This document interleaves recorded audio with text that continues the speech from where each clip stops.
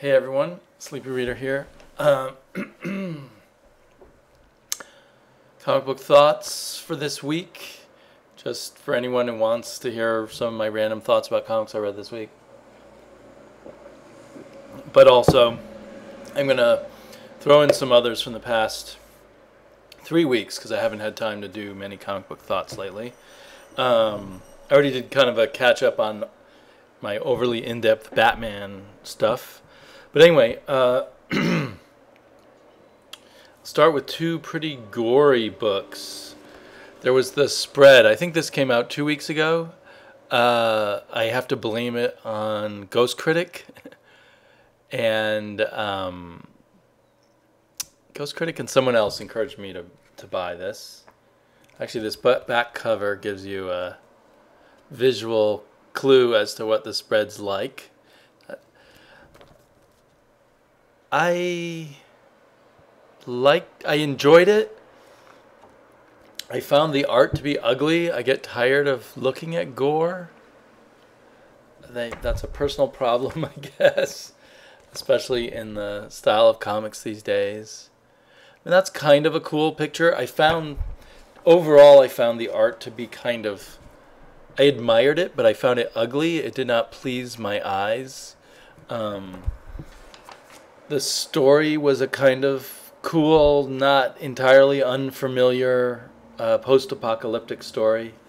This almost Cthulhu, I mean, it's not really Cthulhu, but it's Cthulhu. It reminds me a little bit of Cthulhu, kind of just overwhelming evil that takes over everything, and combined with kind of the punky post-apocalyptic where it's every man for himself, and there's these characters with absolutely no human feeling left.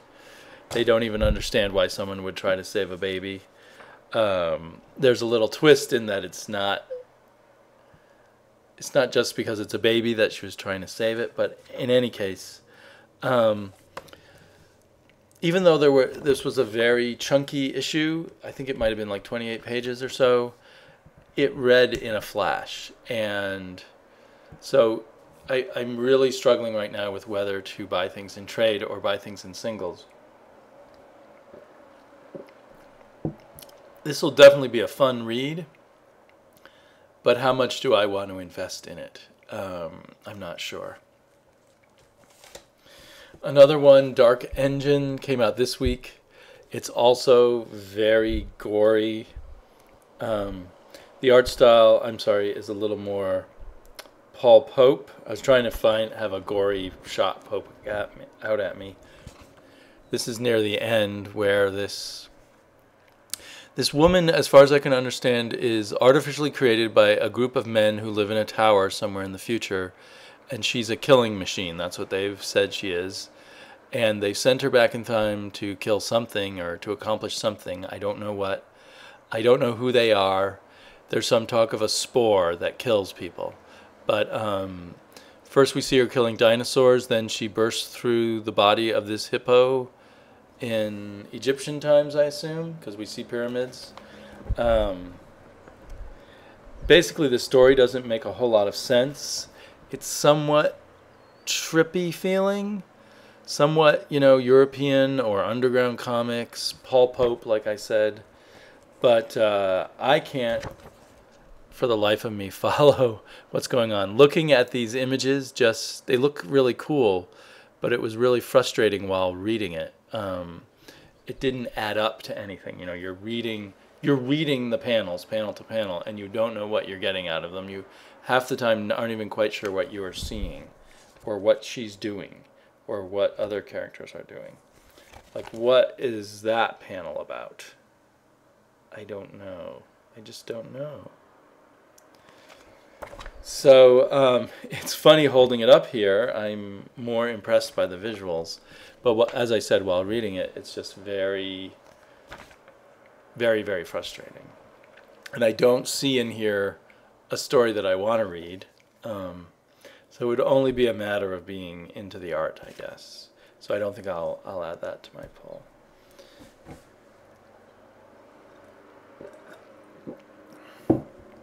So here's this first book in this next set is also a bit gory. but it also reminds me of Bronze Age supernatural hero kind of Marvel comics, like Brother Voodoo and Ghost Rider and a whole bunch of others they used to have back then, and which is Ghost from Dark Horse. This is issue 6, the second issue solo written by Chris Sabella. I really hated the first issue he wrote, and I was sure I was going to be dropping it. But the next issue came out really quickly, and I see a lot of improvement in this issue. It lacks a good pacing for things, and the characters seem a little fuzzy, and partially in that there's a lot of the overwriting that you associate with Bronze Age comics, with a lot of I'm not even finding it. A lot of caption boxes and just a lot of text information. And it feels kind of like the writer is throwing everything in he can think of because he's not quite sure. He's not on point with the characters. Like he's feeling his way through it. But still, it was a better issue, so I'm not... This one is already on my pull. I'm not sure whether I'm going to drop it. I do like that Bronze Age supernatural hero vibe, but it's like a very so-so book from that era, I guess. Also has a Bronze Age feel, kind of reminds me of... This is Joshua Hale Fialkoff and Matt Triano's The Devilers. It reminds me of something Marv Wolfman might have done in the Bronze Age when he was doing, in his horror mode, not his Teen Titans mode, but like when he was doing Dracula, and then he did Night Force, and I think he had one other one. This would be closer to Night Force than Dracula, and Night Force was not as good as Dracula. Fialkov, of course, a lot of us remember him really fondly for his work on the New 52's I, Vampire. And this issue is only $2.99, even though it's from Dynamite. I don't know if they're pursuing new pricing or if it's just one-off that they're going to do $2.99, because to my knowledge, Dynamite always does $4 books. And this is also listed as Creators Unleashed. And there's going to be another Creators Unleashed, at least one other, called Terminal Hero by Paul Milligan and Piotr Kowalski, which I'll definitely try that out if it's also $2.99. So $2.99 is definitely a key for this book. I think if it were a $4 book, I probably would pass. It's a fun supernatural horror thing with bringing together a group of people with different supernatural powers to fight the demons of hell, all led by a cardinal from the Catholic Church who has his kind of sidekick demon who helps him out. There's sort of talk about how, I think they're saying that the Vatican made a deal with hell a couple hundred years ago, and so they have these demons who work with them, but now hell has broken the deal. So now Vatican has to fight hell. That's my real short summary of it. And our point of view character is this priest who has the vision to see supernatural things that other people can't see. So he can see when the demons come up from hell and attack when us regular humans can't. But at $2.99, 22 full pages of art and story, it felt like a fun, decent read. I'll keep on it if I don't have too much other stuff to read. I do like supernatural books that aren't too heavy on gore. That's definitely one of my things. So yeah, I'm looking forward to that. I don't think it's creator owned because I looked at the copyrights and it's all copyright Dynamite Comics. But it must be some new project they have where they're letting the creators have more control at least. Because Dynamite's more known for Red Sonja and Vampirilla and other kind of fringe franchises, if you will. Usually a little bit on the risque side, I suppose. So it's a bit gory too, you know. It somehow doesn't step over the threshold the way some of those other books do for me. Oh, there's an ad for one of their Vampirilla books. Yowza, yowza, yowza.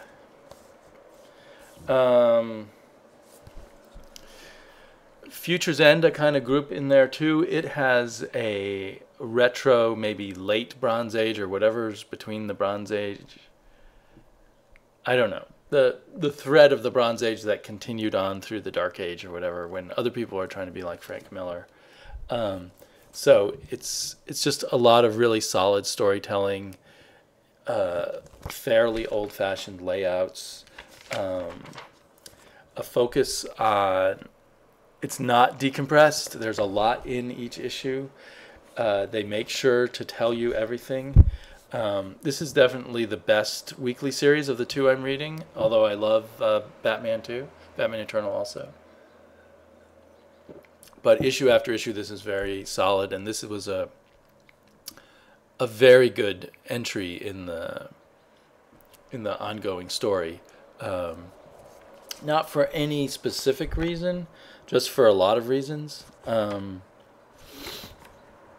think just that they just do a really good job of sticking with these characters and fully fleshing everything and staying true to their story. My big, I think I've probably said this before, is my big problem with Future's End is it's definitely like it's like the tipping point of DC going back to pre-New 52 ways of the really complicated, deep history, huge sort of assortment of B and D and E and F level characters floating around. It just becomes, you can definitely enjoy Future's End by itself, but you have to be willing to go with it and try to figure out who all the characters are and everything. But they give you a lot. They give a lot while putting that in there. But I'm worried about all of DC becoming this way, and it won't always work so well. Because I really enjoyed the New 52 when it started, and I'm afraid they're gonna lose us. So going further back to the Silver Age of comics is Captain Dinosaur, a kind of trippy, tongue-in-cheek, knowing spoof on old comics, to the point where all the villains, and I think some of the other characters, relate directly to ads they used to have in Silver Age comics. They had sea monkeys. They also sold you toy Frankensteins and hypno what do you call them? Little hypno discs that you could hypnotize girls with and make them do whatever you want. All the villains in here relate to that. The Frankensteins one is the most brilliant because there's Frankensteins of every size and shape here. You got 64-foot Frankensteins. Yeah, here he says the damn place is crawling with Frankensteins.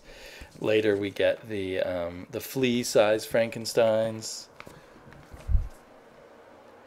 The Lil Frankenstein is the one on his back. Anyway, that was hilarious. There's this muscle-bound woman who has built herself up through vitamin protein shakes that they used to sell in old comics. It would be great if they could have actually shown the ads for each one before they appear. They don't have the copyright to it, I guess, but they do sort of show the ads sort of faded away behind the title. So there's the Frankenstein and the hypno thing and the mini submarines that they would sell you. It's definitely making me go back and look at all those ads. And I love the Shaky Kane world, which is just this bizarro, tongue-in-cheek, Jack Kirby, Steve Ditko, gone weird kind of world. I thought, in fact, the name of the writer, Keck W, must just be made up, and this was all written by Shaky Kane also, and he just wanted the appearance of a writer. But I looked up Keck W, and I guess he actually is a writer for 2000 AD, and someone who writes fiction and is, I think, also in bands or something. But it must have been this must be mostly a Shaky Kane thing. because it's all copyright Shaky Kane. So it feels like, and very recently we had Because You're a Robot, which was by another writer, but by Shaky Kane, but they all have that Shaky Kane feeling. And so I hope they just keep doing these Shaky Kane one-shots. I mean, this was definitely, my favorite comic of the week. And while I can blame Ghost Critic for spread, I can also celebrate Ghost Critic for turning me on to Shaky Kane. Another unique thing which I'm trying for the first time is Usagi Yojimbo, a Ronin samurai in ancient Japan who is a bunny and who exists in a world of animal creatures. But and it's normally in black and white, and I loved it in color. So this was a series of shorter stories that I think he mostly did for various Dark Horse anthologies, like Dark Horse Presents. And they all have a wry, subtle sense of humor and a sense of sadness, that is befitting with the Ronin, the Yojimbo kind of character who's wandering around.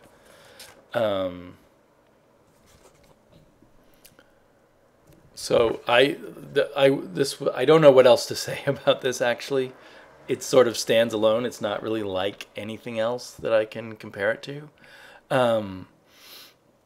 But I don't think that I can enjoy it in color because they have a black and white sample in the back, and it's not nearly as appealing to me.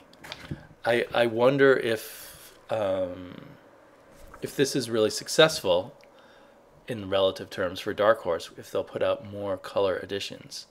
Because I think I'd grab this whenever Usagi Yojimbo is in color. But it feels like too much work in black and white. I'm not someone who hates black and white comics, but with this flat kind of art style, it gains all this depth with the color. And then, I look at the black and white version, the black and white preview of something else, and it doesn't have the richness. And it doesn't, it just seems flat on the page, and I'm not drawn in. I don't want to read when I look at that. So, yeah, if you see this still around, it's $3.99, but it's chock full of, it's a lot of pages. It's a really fun read. It's really unique, really different from anything else. I would say grab that. Oh no, I'm out of fluids. I'm a big drinker. Alcohol or non-alcoholic? So, The Wicked and Divine #2, another really nice package from Image Comics. Kieran Gillen and Jamie McKelvey doing their own unique thing, and I find it somewhat interesting to read, but I'm not captivated by it. I'm not clued in. I can feel that there's supposed to be something cool about this, but it doesn't seem cool to me. It just expects me to see its coolness, and I don't. It's a bit of the androgynous David Bowie and other rock band kind of feel of all of that. And the Divines are like rock stars. I'm still not clear if they actually make music or if they just appear on stage and people worship them. And there's some... Yeah, it's just interesting but not captivating. It's cool and distanced, which is part of the art style. This artist can do some very interesting panel work. He was very experimental in the Young Avengers, and here's a really cool page where a young girl is turned into the avatar of Lucifer. But I could pick away at it too, but I won't bother here. But I can pick away at its approach to these godlike characters. But I decided after a while, I almost feel like it's a certain kind of, what's the right word? A metaphor for being gay. That's what it feels like to me, and I have no idea if I'm maybe totally off. But this kind of, and maybe it was a generation of gay people a while ago. It may not be, current young people coming up being gay, or it might be, I don't know. But at some point, the gay man in particular maybe was hiding behind a kind of cool facade of fashion, and he was automatically assumed to be wicked by society, and he chose to also be divine. And I have lots of sympathy with that, and that's kind of an interesting angle that makes me find this a little more interesting. That's my only way to find it more interesting. I think I'll drop it at this point and read it in trades or pick it up when I can get cheap copies, because it's just not at the top of my list. Something that is divine to me and at the top of my list remains Ms. Marvel. There has been no missteps in this series. This issue has a different artist who's good but not nearly as unique as Alphonse, I think was his name, of the first 5 issues. I don't know if they'll switch off between artists, with each arc, or Alphonse will come back. But sometimes you discover when the artist changes that the artist was carrying the writer to some degree, but that's not true here. Definitely, the writing is still incredibly strong with a different artist. The character of Kamala and the people around her is wonderful. Even the characterization of Wolverine, who I'm totally sick of, is kind of fun here. And Kamala and Wolverine make a great little team up. And just there's we learn a little more about this villain who's kind of ridiculous looking, a parrot, that he's a clone of Thomas Edison with a little bit of parrot DNA in there by accident. And that's really cool. And the idea of Thomas Edison as a villain is kind of fun. And I'm sure we'll learn more about that, and it won't be what it seems. But yeah, Ms. Marvel's still one of the top books. I think you could probably still find all the individual issues, because it's so popular, it keeps getting reprinted. So you could find 6th printings of the first issue or 2nd printings of other issues. But I'm sure the first 5 issues will soon be coming out in a trade also.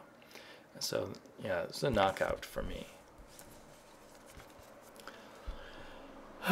This is kind of a long video. I feel kind of exhausted. 23 minutes. Oh, quick interlude. I already talked about this in my Batman video, Robin Rises Omega. I didn't quite get what the point of it was, I guess, and the point was pointed out to me by Travis, by Oddfellow Thoughts. This is purely written to be a jump-on issue for people who haven't been following Batman and Robin. It gives them a starting point, catches them up completely. In fact, it catches you up practically in the whole history of Batman, Ra's al Ghul, Damian, and, going way back and covering every key point in pages and pages of flashback. And then you get, a big actiony battle that doesn't really take a lot of commitment to sort of introduce you give you further introduction into where Batman's headed next in this series, which, is to go to Apocalypse, visit Darkseid. And it has a kind of big fan favorite artist in Andy Kubert. So I can see why it's kind of a clever marketing move. But the more I think about it, the more I got nothing out of this issue. And the more it felt like a waste. For me, it could have been 2 or 3 pages of a fight, and that's it. But if you want to jump on Batman and Robin, this is a good way to do it. They don't advertise it that way, but I guess, that's what it is, and it's good as that. But for me, it's just a waste of my money. Just Batman Eternal. Just want to say it's going from strength to strength. As this issue kind of settled in my mind, it seemed even stronger. Looking back on the Dustin Nguyen art, which is very shadowy and loose, and I thought a bit sloppy at first, I feel it's just right for the kind of horror story that they're telling in here. And I wasn't looking forward to this horror story, but now I am. Bring on this horror side to this Arkham supernatural story. That's really cool. The more I think about Grayson, the more I love it. Probably more for the art, but it is just a wonderful marriage of art and story. And it does feel like it's going to stay true to the kind of person Dick Grayson is, as far as I understand who Dick Grayson is. So, yeah, loving that. Umbral. All along it's been sort of an up and down ride because I'd be a little confused about what's going on. And after a month or two break and then returning, I'm even more confused because there's different versions of characters. Like there was Doline or something like this. What's his name? I can't remember.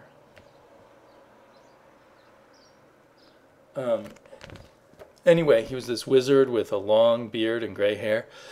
And there were a couple of other characters with long beards and gray hair. And but here in the magic place, the Umbral, he has a blonde mohawk and wears sunglasses or something, or a mask. It's just a lot of things. I can't remember even the name of the city they come from. Yeah, so there's the same guy. Anyway, I felt very frustrated at the beginning of this issue, but by the end of the issue, I felt back into the story, and it does have a lot of familiar fantasy novel tropes, but to me it's doing it in lots of interesting twists and turns, and the art definitely sings at times. So I guess I'm on board. The price has gone up by 50 cents. And it would read better in trades. I wouldn't recommend anyone pick up single issues. I'd recommend the trades. So maybe I'll switch to trades soon. I don't know. Clone continues to be great. I am sort of recognizing at this point that they've slowed down. The pace is not as fast as it once was, but there's still spot-on sort of character-based suspense throughout. Plus plot-based suspense.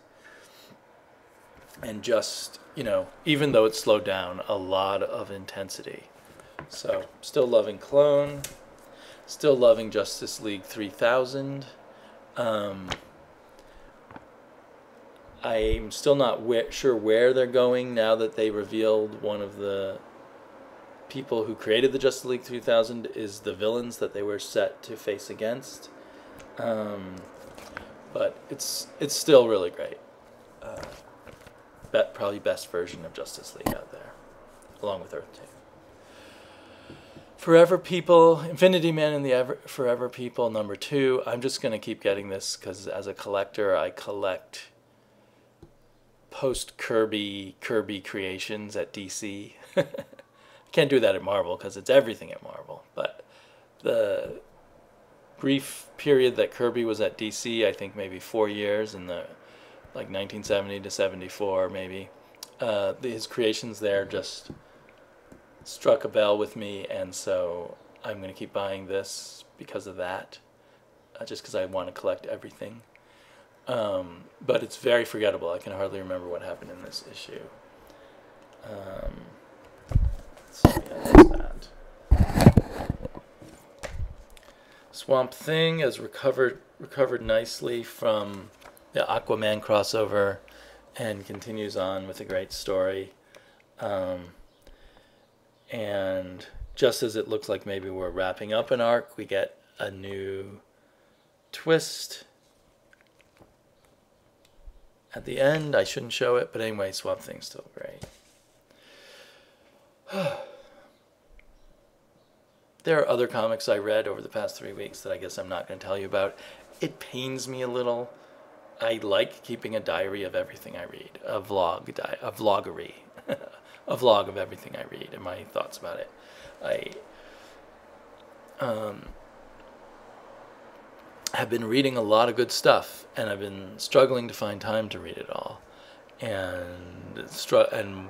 But part of my pleasure of reading it all is talking to you guys about it, those of you who care.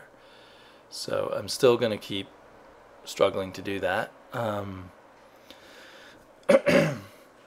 will be going away on a 2-week vacation a week from today, which is Sunday. So I hopefully will review the comics I pick up on Wednesday before I leave. And then I don't know, maybe I'll make some videos while I'm on vacation, but I won't be getting my pull list comics, so I'm not sure what I'll be doing. So then I'll have to try to catch up again if I really want to, or maybe just skip a few weeks and then come back to you. So talk to you all later. Bye bye.